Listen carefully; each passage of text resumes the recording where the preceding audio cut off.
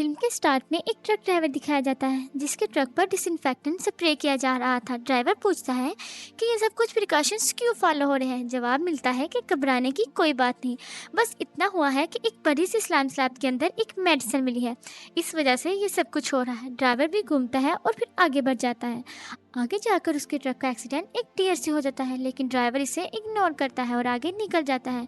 लेकिन फिर हम देखते हैं कि वो जो डियर था वो दोबारा जिंदा हो गया था, और ये इस बात की निशानी थी ये कुछ अजीब और खौफनाक होने वाला है। दूसरी तरफ हम मिलते हैं सुकमो से, जो अपनी एक्स वाइफ से फ़ोन पर लड़ रहा होता है क्योंकि वो अपनी बेटी को उसके बर्थडे पर अपने पास बुला रही होती है और सुकमो जाना नहीं चाहता था। जब वो घर आता है तो उसे पता चलता है कि उसकी बेटी भी अपनी बर्थडे पर अपनी माँ के पास जा रही होती है, तो मजबूरन उसे अपनी बेटी की बात माननी ही पड़ती है। वो सफ़र पर निकल पड़ते हैं। वो दोनों कार में होते हैं, लेकिन उन्हें ट्रेन लेनी होती है बुसान सिटी जाने के लिए। ट्रेन स्टेशन पर ट्रेन तैयार होती है चलने के लिए और वो दोनों भी ट्रेन में चढ़ जाते हैं। ट्रेन धीरे धीरे चल रही होती है कि हम देखते हैं कि अचानक एक लड़की ट्रेन में चढ़ जाती है। उसकी टांग जख्मी होती है, जैसे कि किसी ने काट दिया हो, इतनी बुरी तरह से कि उसकी पूरी टांग नीली पड़ गई होती है। ट्रेन स्टेशन से निकलने से पहले स्वान, जो कि सुमो की बेटी होती है, देखती है कि स्टेशन पर कुछ अजीब सा हंगामा मच गया है, जहां लोग दूसरे लोगों पर हमला कर रहे हैं और उन्हें काट रहे होते हैं। एक पैसेंजर जुनसुक ट्रेन में होता है। वो ट्रेन के अटेंडेंट को बताता है कि वॉशरूम में कोई आदमी काफी देर से बैठा हुआ है। अंदर एक पागल आदमी होता है जो कह रहा होता है कि सब मर जाएंगे, कोई भी नहीं बचे। तभी ट्रेन के दूसरे कंपार्टमेंट में वो जमीन लड़की दिखाई जाती है जो अचानक बेहोश हो जाती है। उसे ऐसी हालत में देखकर अटेंडेंट इमरजेंसी कॉल करती है और फिर हम देखते हैं कि अचानक वो लड़की अजीब तरीके से वापस उठकर खड़ी हो जाती है। इधर स्वान, जो वॉशरूम के लिए आई होती है, बिना अपने डैड को बताए उसके पास नहीं होती, जिसे देख के उसके डैड घबरा जाते हैं और वो उसकी तलाश में निकल पड़ते हैं। इधर लड़की अचानक अटेंडेंट पर हमला कर देती है। अटेंडेंट उसे डरकर दूसरे कंपार्टमेंट में भाग जाती है, लेकिन चूंकि उस अटेंडेंट को भी ज़ोंबी ने काट लिया होता है, इसलिए वो भी ज़ोंबी बन जाती है। और फिर ये दोनों ज़ोंबी मिलकर ट्रेन के कंपार्टमेंट में बैठे बेसबॉल टीम पर हमला करते हैं, जिन्हें वो काटते हैं और वो भी इन्फेक्टेड हो जाते हैं और ज़ोंबी बन जाते हैं। और इस तरह से इस कंपार्टमेंट में ज़ोंबी की तादाद काफ़ी ज़्यादा बढ़ जाती है। और सोआन भी लोगों की चीखें सुनती है और बाथरूम से बाहर आती है। अचानक बहुत सारे लोग इस कंपार्टमेंट से जान बचाने के लिए किसी और कंपार्टमेंट में दौड़ते हैं और वो भी ये सब कुछ देख रहा होता है। उसे कुछ समझ नहीं आता कि यहाँ क्या हो रहा है।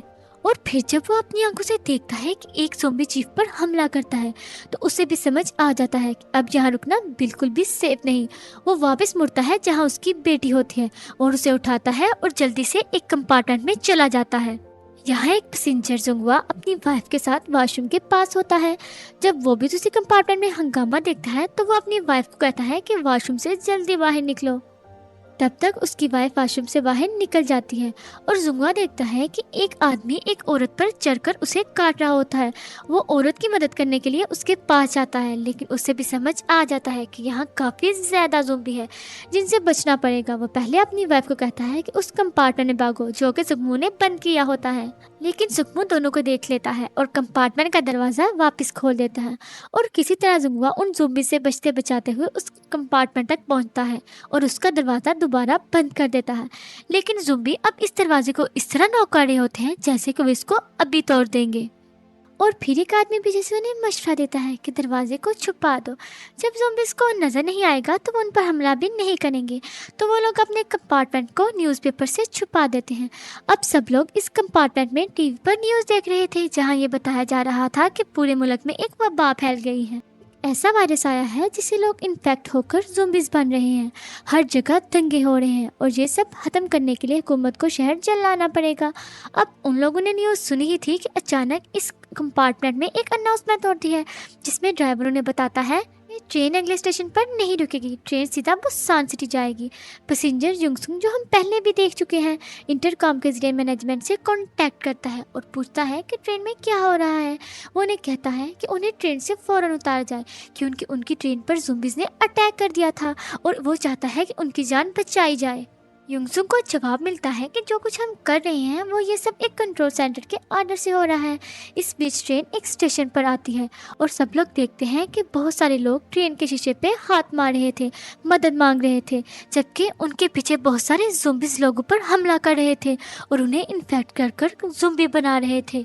ये सब देखकर सब लोग अपने मोबाइल फोन देखते हैं, जहां बहुत सारी वीडियोस थी जिसमें ज़ुम्बी लोगों पर हमला कर रहे थे। युंगसुन सबको कहता है कि इस वायरस को ख़त्म करने के लिए बहुत से डिस्ट्रिक्ट और शहर बंद कर दिए गए हैं और जहां जहां ज़ुम्बी ज़्यादा हैं उन शहरों को जल्द जलाया जाएगा। बाकी लोगों से सिर्फ ये दरखास्त है कि जब तक वो अपने घरों में हैं वो सेफ हैं और महफूज हैं। उसके बाद ट्रेन फिर से फुल स्पीड में चल पड़ती है और थोड़ी देर बाद ट्रेन में एक और अनाउंसमेंट होती है जिसमें सब पैसेंजर को बताया जाता है कि अगले स्टेशन पर ट्रेन रुकेगी, यानी जान स्टेशन पर, जहां मिलिट्री सब लोगों को सिक्योर करेगी, यानी सबकी जान ज़ोंबी से बच जाएगी। इस अनाउंसमेंट के बाद सुगमो नोटिस करता है कि एक आदमी योंगसुंग किसी से फोन पर बात कर रहा था और उसकी बात सुनकर सुगमो को पता चलता है कि वो शहर जहाँ ये लोग रुकने वाले हैं उन शहरों की लिस्ट में है ही नहीं जो हुकूमत ने दी है, जहाँ ज़ोंबीज नहीं, यानी जहाँ ये लोग रुकने वाले हैं वो शहर पूरी तरह ज़ोंबी से भरा हुआ है।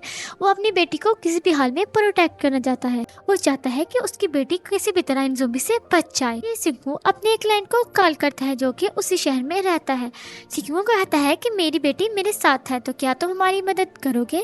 तो वो आदमी कहता है कि नहीं, हमें क्वारंटाइन कर दिया गया है, लेकिन हाँ, अगर तुम खुद थोड़ी सी हिम्मत करो तो मैं तुम्हारी मदद कर सकता हूँ। स्टेशन पर उतरने के बाद मेन गेट पे जाने के बजाय स्टेशन के दूसरे गेट से बाहर निकल जाना, फिर मैं तुम्हारी मदद कर सकता हूँ। सिखुओं की ये बात वहाँ एक पागल आदमी भी सुन लेता है। ट्रेन फिर स्टेशन पर पहुँच जाती है।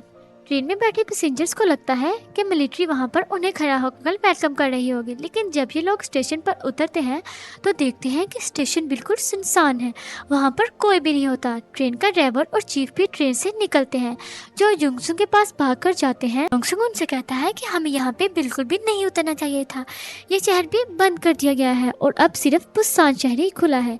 युंगसुंग ड्राइवर से गुजारिश करता है कि प्लीज इस ज़ोंबी वाले कंपार्टमेंट को ट्रेन से अलग करो और हमें सेफली बुसान ले, लेकिन ये करना थोड़ा मुश्किल था क्योंकि सब पैसेंजर स्टेशन की तरफ जा रहे थे। वो युंगसुंग को कहता है कि जाओ और सब पैसेंजर को वापस बुलाओ, हमें यहाँ से ज़ोंबीज कंपार्टमेंट नहीं उतार सकते, लेकिन हाँ, ये स्टेशन है, देखते हैं कि कोई और हाली ट्रेन मिल सकती है या नहीं। यहाँ स्टेशन पर सब लोग उतर रहे थे और मेन गेट की तरफ जा रहे थे, लेकिन सुकमा अपनी बेटी को लेकर दूसरी गेट से बाहर जा रहा था और उसके पीछे वो पागल आदमी भी होता है जिसने उसकी कॉल सुनी थी। स्वान अपने डैड से पूछती है कि हम दूसरे रास्ते क्यों जा रहे हैं। तब उसके डैड उसे बताते हैं कि वहाँ कोई उसे हेल्प करने आएगा। ये सुनकर स्वान चाहती है कि वो दूसरे लोगों को भी अपने साथ बुला ले, लेकिन उसके डैड उसे ऐसा करने से मना कर देते हैं और ये बात उसे उदास कर देती है। उनकी बात के दौरान एक आदमी सामने आता है। ये वो आदमी था जो उनकी मदद करने वाला था, तो स्वान उसकी तरफ दौड़ती है। सुखो भी उसके पीछे भागता है और अपने क्लाइंट को कॉल करता है ये देखने के लिए कि क्या वो वही आदमी है, लेकिन कॉल लगने पर उसे पता चलता है कि उसका क्लाइंट तो भी स्टेशन पर आया ही नहीं, ये कोई और था जो ज़ोंबीज के अटैक में आ गया था और अब उनकी आंखों के सामने वो आदमी भी ज़ोंबी बन चुका था। दूसरी तरफ सब लोग मेन गेट की तरफ जा रहे थे। वो देखते हैं कि सारे मिलिट्री ऑफिसर्स जो वहाँ उन्हें प्रोटेक्ट करने आए थे अब वो ज़ोंबी बन चुके हैं। ये देखकर ज़ोंबीज उन पर अटैक करने वाले थे, लेकिन टाइम पर सब लोग स्टेशन की तरफ भाग जाते हैं। संगवा अपनी प्रेग्नेंट वाइफ को उठाता है और एलिवेटर के दूसरी साइड ले जाता है ताकि वो जल्द ऊपर पहुंच सके। और दूसरी तरफ जहाँ संगवा, सुआन और वो पागल आदमी थे वहाँ भी कई ज़ोंबी थे जो पहले ज़ोंबीज पर अटैक कर रहे थे। ये सब लोग पागल आदमी पर भी अटैक करते हैं, लेकिन वो भी वहाँ से भाग जाता है। जैसे ही संगवा भागता है वो देखता है कि एक ज़ोंबी उसकी बेटी पर अटैक करने वाला है, लेकिन उससे पहले कि वो ज़ोंबीज उस पर अटैक करते संगवा वहाँ पे आ जाता है और वो टाइम से उसे बचा लेता और उस ज़ोंबी को किक मारकर स्वान की जान बचा लेते हैं। अब सब एक साथ हो जाते हैं और स्टेशन के अंदर एक डोर के पीछे छुप जाते हैं। वापस आते वक्त सुकमो एक ज़ोंबीज पर अटैक करता है और वह पागल आदमी उस ज़ोंबी के चेहरे पर अपनी जैकेट डालकर उसकी जान बचा लेता है। उस डोर के पीछे जहाँ सब छुपे हुए थे, संघवा डोर से उस पागल आदमी को देखता है और उसके आने तक डोर खुला रखता है। हालांकि डोर देर तक खुला रखना काफ़ी खतरनाक हो चुका था। अब ये लोग जल्दी से ट्रेन की तरफ जाते हैं जहां संघवा के पीछे ट्रेन के ऊपर वाले विंडोज़ पर बहुत सारे ज़ोंबीज थे। ये विंडोज़ कुछ ही देर में टूटने वाली थी। सब सोच ही रहे थे कि अचानक एक विंडो टूट जाती है और कई ज़ोंबी ट्रेन के अंदर आ जाते हैं। उनमें से एक ज़ोंबी नीचे गिरता है जो अटैक करने ही वाला होता है, लेकिन वो नोटिस करते हैं कि ज़ोंबी गिरने की वजह से अपनी हड्डियाँ तोड़ चुका है, इसलिए वो कुछ नहीं कर सकता और वो लोग बच गए हैं। सोंगा की वाइफ गिरे हुए पैसेंजर्स की मदद करती है और इसे ट्रेन के दरवाजे तक ले जाती है। जैसे ही वो ट्रेन में चढ़ते हैं, ज़ॉम्बीज़ उनकी ट्रेन पर अटैक कर देते हैं। योंगसुंग मैनेजर को कहता है कि वो ड्राइवर को बोले कि तुरंत ट्रेन चलाई जाए और हमें यहाँ से ले जाया जाए, लेकिन कुछ बेसबॉल प्लेयर्स उसे रोक देते हैं कि वो ऐसा नहीं कर सकता क्योंकि उनके कुछ टीममेट्स अभी भी स्टेशन में जिंदा हैं और उनकी जान खतरे में है। लेकिन योंगसुंग को किसी बात की कोई परवाह ही नहीं थी। वो अब मैनेजर को टॉर्चर करने लगता है, जिस वजह से मैनेजर को ड्राइवर को सिग्नल देना पड़ता है, चाहे वो चाहे या ना चाहे। लेकिन स्टेशन पर हमें दिखाया जाता है कि संगवा, सिंगमू, वो पागल आदमी और कुछ बेसबॉल प्लेयर्स अभी भी ज़ॉम्बीज़ से बचकर ट्रेन तक पहुंचने की कोशिश कर रहे थे। लेकिन जैसे ही वो करीब आते हैं, दो ज़ॉम्बीज़ दो बेसबॉल प्लेयर पर अटैक करते हैं और संगवा जल्दी से लास्ट बेसबॉल प्लेयर्स को बचा लेता है। संगवा पीछे रह जाता है, सिंगमू उसकी मदद करता है ट्रेन में छोड़ने के लिए, लेकिन ज़ॉम्बीज़ बहुत करीब आ चुके थे। कोई भी उन्हें ट्रेन में चढ़ने से रोक सकता था, इसलिए वो दौड़ता है और एक पुलिस शीट उतारकर ज़ॉम्बीज़ पर फेंक देता है। आही ट्रेन चल पड़ती है, सिंगमू, जंगवा और कुछ बेसबॉल प्लेयर्स के साथ। ये सब लोग अलग कंपार्टमेंट में थे, जबकि बाकी लोग किसी और कंपार्टमेंट में फंस गए थे। सिंघू अपनी बेटी को ढूंढना चाहता था, लेकिन जब जंगवा अपनी वाइफ को कॉल करता है तो उसे पता चलता है कि वो सब लोग 13 कंपार्टमेंट में फंस गए हैं। एक बेसबॉल प्लेयर जिसका एक टीममेट दूसरी साइड पर था, वो उसे बताता है कि वो सब कंपार्टमेंट 15 में है और इन दोनों कंपार्टमेंट के दरमियान काफ़ी ज़्यादा कंपार्टमेंट थे जो ज़ॉम्बीज़ से भरे हुए थे। संघा बिल्कुल नहीं घबराया क्योंकि वो अपनी बीवी को बचाना चाहता था, इसलिए उसने तैयारी कर ली। वहाँ दूसरी तरफ सिंघू भी अपनी बेटी को बचाना चाहता था और उसने भी जोंगवा की मदद करने का इरादा किया और बेसा ब्लेयर भी उनके साथ था। तीनों ने कंपार्टमेंट का दरवाज़ा खोला और पहले कंपार्टमेंट में एंटर हुए, जहां ज़ॉम्बीज़ ने दरवाज़ा खुलने की आवाज़ सुन के वहाँ अटैक करना शुरू कर दिया। लेकिन अब संघा को डर नहीं लगता है, उसने हर ज़ॉम्बीज़ का गला पकड़ के तोड़ना शुरू कर दिया। बेसबॉल प्लेयर ने अपने बैट से काफ़ी ज़ॉम्बीज़ को मारा और संघा ने अपनी फाइटिंग स्किल से ज़ॉम्बीज़ का सफाया किया। फिर वो अगले कंपार्टमेंट में पहुंचे जहाँ सब बेसबॉल प्लेयर्स थे। एक दूसरा बेसबॉल प्लेयर ये सब देखकर शॉक्ड हो गया कि उसके दोस्त अब ज़ॉम्बीज़ बन चुके थे। वो उन्हें मार नहीं सकता था, वो डर गया, लेकिन जोंगवा उसको संभालता है और जोंगवा भी उन ज़ॉम्बीज़ से लड़ता है और उन बेसबॉल प्लेयर्स को मार देता है और अब बड़ी मुश्किल से वो अगले कंपार्टमेंट तक पहुँच जाते हैं। जब वो अगले कंपार्टमेंट में जाते हैं तो ट्रेन टनल से गुजर रही होती है। तो वो लोग नोटिस करते हैं कि जब टनल आता है, देखते हैं कि ज़ॉम्बीज़ को अंधेरे में कुछ नज़र नहीं आता। अंधेरे में वो अलग तरीके से रिएक्ट करते हैं। सुखू ने एक साइड पर आवाज़ की और सब ज़ॉम्बीज़ उस साइड पर भाग गए। इस तरह उन्हें किसी से लड़ना नहीं पड़ा और वो आराम से 2 कंपार्टमेंट क्रॉस कर गए। यहाँ आके उन्हें डिसाइड किया कि अब वो ज़ॉम्बी से नहीं लड़ेंगे बल्कि दिमाग से काम लेंगे।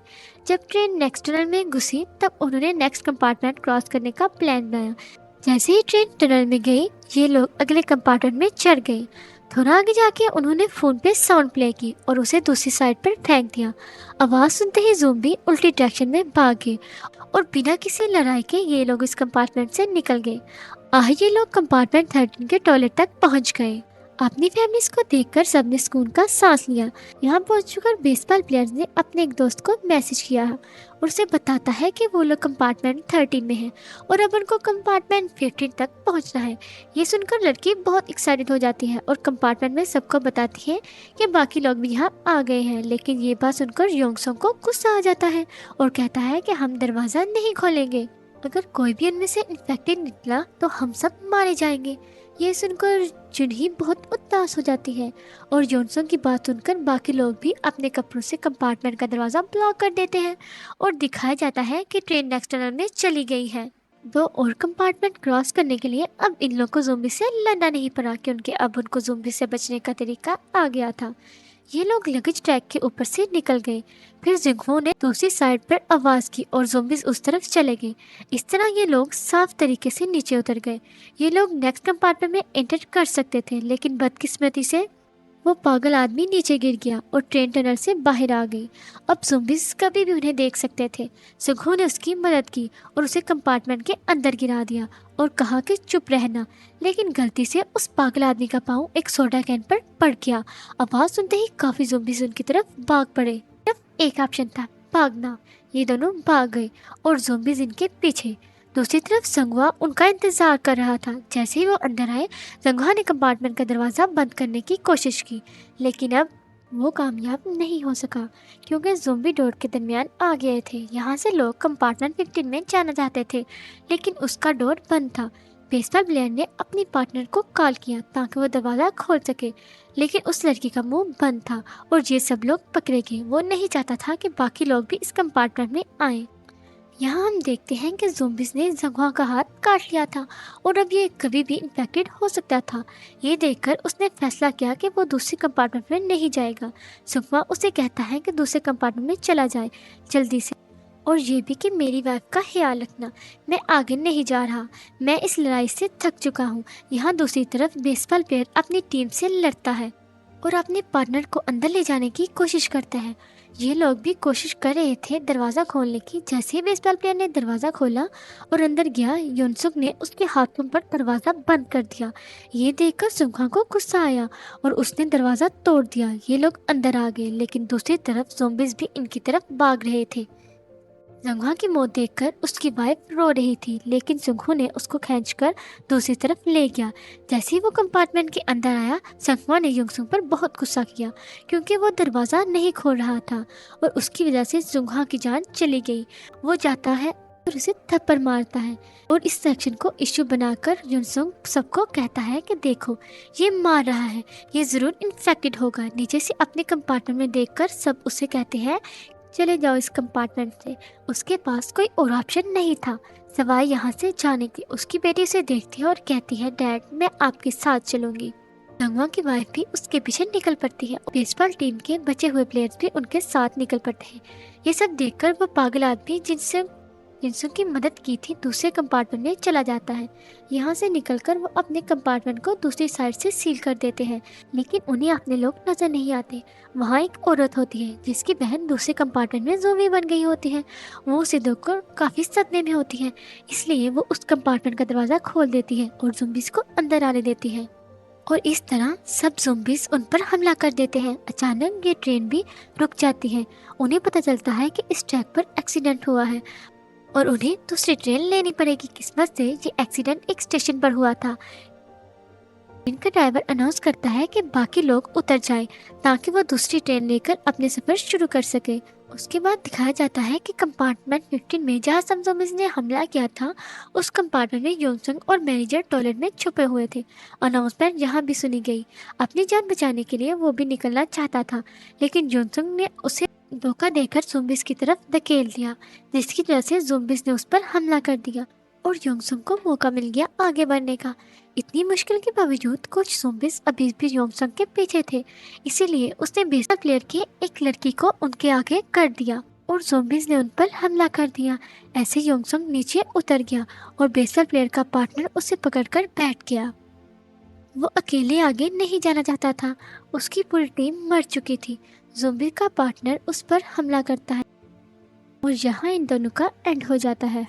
यहाँ योंगसंग भाग रहा था, वहाँ उसके पीछे बहुत सारे ज़ोंबिस थे। कंडक्टर जो उसकी मदद कर रहा था, योंगसंग ने उसे भी बचाने के बजाय ज़ोंबिस का शिकार बना दिया। वो पागल आदमी एक कंपार्टमेंट के नीचे फंस गया था जहाँ बहुत सारे ज़ोंबिस थे। सिग्मू, वो प्रेग्नेंट लेडी और सोआन भी उसी कंपार्टमेंट के नीचे होते हैं। सिग्मू अपनी जगह से निकलने की कोशिश करता है।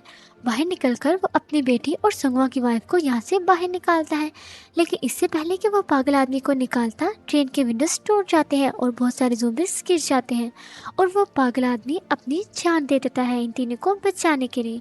वो ज़ोंबिस को रोकता है। सिग्मू भागता है उस ट्रेन की तरफ जो ड्राइवर के साथ चली आ रही थी और पीछे उनके बहुत सारे ज़ोंबिस भाग रहे होते हैं। एक पॉइंट आता है जब ये ज़ोंबिस आपस में टकरा जाते हैं और गिर जाते हैं, लेकिन फिर भी पीछे बहुत सारे ज़ोंबिस होते हैं। सिग्मू अपनी बेटी और जंगवा की वाइफ को ट्रेन में चढ़ा देता है, लेकिन वो ट्रेन में चढ़ने से पहले सिग्मा महसूस करता है कि अभी भी ट्रेन के साथ बहुत सारे ज़ोंबिस लटक गए हैं। वो ट्रेन से उतरकर ज़ोंबिस को हटाने की कोशिश करता है और वो हारकर कामयाब हो जाता है। सारे ज़ोंबिस मार दिए जाते हैं। वो ट्रेन ड्राइवर को कैबिन खोलता है जहाँ वो देखता है कि अंदर तो योंगसुंग बैठा हुआ है जो कि इन्फेक्टेड हो गया है। वो उसे देखकर उस पर हमला करता है। जब वो उसे देखता है तो वो उसे ट्रेन से नीचे गिराना चाहता था, लेकिन सुगमू अपने आप को एक रस्सी से बांध देता है और उसको नीचे गिरा देता है। लेकिन इन सब के बाद सिंगू देखता है कि उसको ज़ोंबिस ने काट लिया था।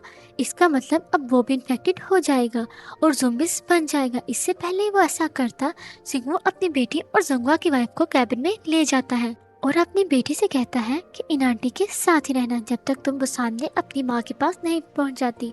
वो तुम्हारा ही ख्याल रखेंगी जब तक तुम अपना सामान अपनी माँ को ना दे दो। ये कहकर सुंगवा ट्रेन से उतर जाता है और उसकी बेटी चीखें मार रही होती है क्योंकि उसे पता होता है कि अब वो अपने पापा को कभी नहीं मिलेगी। सुंगवा की वाइफ उसे संभालती है, वो अपना सफ़र जारी रखते हैं। लेकिन एक पॉइंट आता है जहाँ उनका रास्ता बंद हो जाता है, तो उन्हें ट्रेन रोकनी पड़ती है। टनल से बाहर निकलने के बाद वो देखती हैं कि बहुत सारे मिलिट्री ऑफिसर बाहर मौजूद हैं। ऑफिसर्स उन्हें देखते हैं और सोचते हैं कि शायद ये भी ज़ोंबिस होंगे। लेकिन फिर स्वान एक गाना गाती है जो उसने अपने पापा के लिए लिखा होता है, जो उन्हें ये बताता है कि ये लोग सर्वाइवर हैं। इसका मतलब है कि वो सेफ हैं। तो मिलिट्री आगे बढ़ती है और उन्हें रेस्क्यू करती है और यहीं पर ये कहानी ख़त्म हो जाती है। ये कहानी हमें बताती है कि असली इन्फेक्शन ज़ोंबिस नहीं बल्कि खौफ और खुदगर्जी है और असली इलाज इंसानियत, मोहब्बत और कुर्बानी है। ट्रेन टू बुसान एक थ्रिलिंग सफ़र है जहाँ हर सीन आपको या तो रुला देगा या फिर कुछ सोचने पर मजबूर करेगा।